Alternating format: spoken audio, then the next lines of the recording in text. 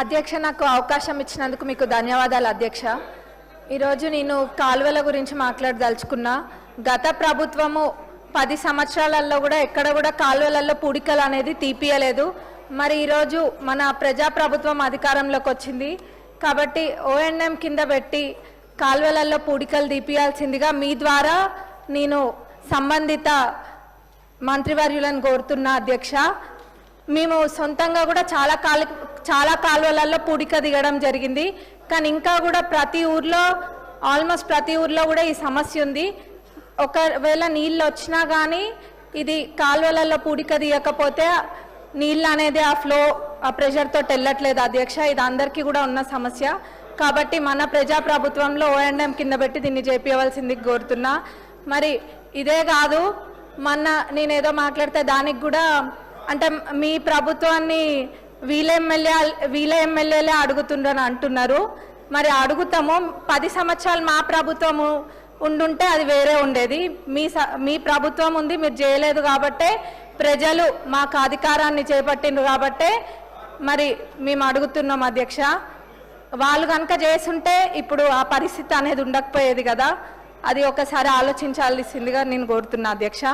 ఇదే కాదు, ఇళ్ళ మీదంగా పోయే 11 kV లైన్స్ కూడా షిఫ్ట్ చేయాల్సిందిగా కోరుకుంటున్నాం. దానికి కూడా నిధులు ఇవ్వాల్సిందిగా అధ్యక్ష.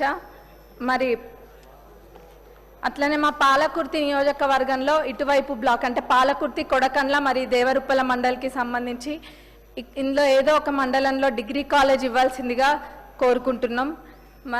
ముఖ్యంగా ఇంకొకటి ఏం చెప్పదలుచుకున్నా అంటే, గతంలో వాళ్ళు ఏం చేసిండ్రో చేయలేదో పక్కన పెడితే ఈరోజు ప్రజాప్రభుత్వం అన్ని రంగాలలో ముందుకు తీసుకెళ్లాలనే సంకల్పంతో మన ప్రభుత్వం ఉంది.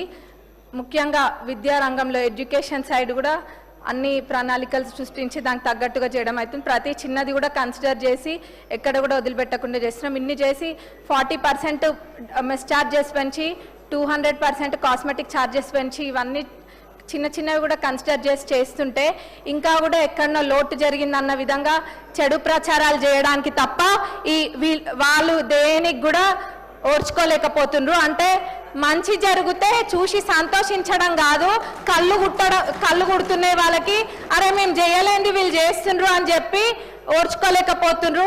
అక్కడిక్కడ వీళ్ళని ఎగేసి పంపుడు తప్ప వాళ్ళు ఏం చేయట్లేరని నేను ఈ సభ ద్వారా మీకు తెలియజేస్తున్నా అధ్యక్ష. మీ ద్వారా అందరికీ తెలియజేస్తున్నా. మరి వాళ్ళు కనుక అన్ని చేస్తుంటే మేమైతే ఎత్తుకపోయి మా ఇంట్లో అయితే పెట్టుకోలేదు కదా అధ్యక్ష. మా వాళ్ళు అయితే ఎత్తుకపోయి ఇళ్లలో అయితే పెట్టుకోలేదు కదా. సామాన్ అంతా వాళ్ళు చేసినవి ఇన్ఫ్రాస్ట్రక్చర్ అయితే బిల్డింగ్లను అయితే మేము కూలగొట్టలే కదా వాళ్ళు చేసి ఉంటే ఎక్కడైనా. అదే వాళ్ళు కూడా ఒకసారి ఆలోచించాలి అధ్యక్ష. మరి ఒకళ్ళని అన్నే ముందు అంటే ఒకళ్ళని క్రిటిసైజ్ చేస్తే వాళ్ళు హ్యాపీగా ఫీల్ అవుతారంటే we're leaving it up to their wisdom. ఇది గమనించాలి. ప్రజాప్రభుత్వం అన్నీ కూడా చేస్తుంది.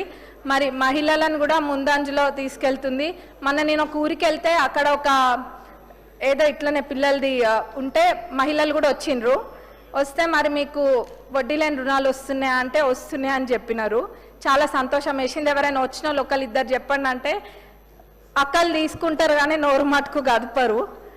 చెప్పాలి వచ్చిన వాళ్ళు అని అంటే ఒక ఇద్దరు లేచిండ్రు. అందులో ఒకళ్ళు అన్నారు 8 లక్షలు పెట్టి హోటల్ పెట్టుకున్నాం మేమని చెప్పిండ్రు. ఇంకొక పెద్దమ్మ లేచి అన్నది మేము బట్టల దుకాణం పెట్టుకున్నాము అమ్మ అని చెప్పిండ్రు. చాలా సంతోషం వేసింది. మరి ఇట్లా ఎంతో మందికి మన ప్రజాప్రభుత్వం అధికారంలోకి వచ్చినాక ఇట్లాంటివన్నీ కూడా వాళ్ళు చిన్న చిరు వ్యాపారాలన్నీ కూడా చేసుకుంటున్నారు. మన ప్రభుత్వానికి మరొకసారి ధన్యవాదాలు తెలుపుతూ ముగిస్తున్నా అధ్యక్ష. కెనాలలో సిల్ట్ మట్టుకు తీపియాలి. మినిస్టర్ గారు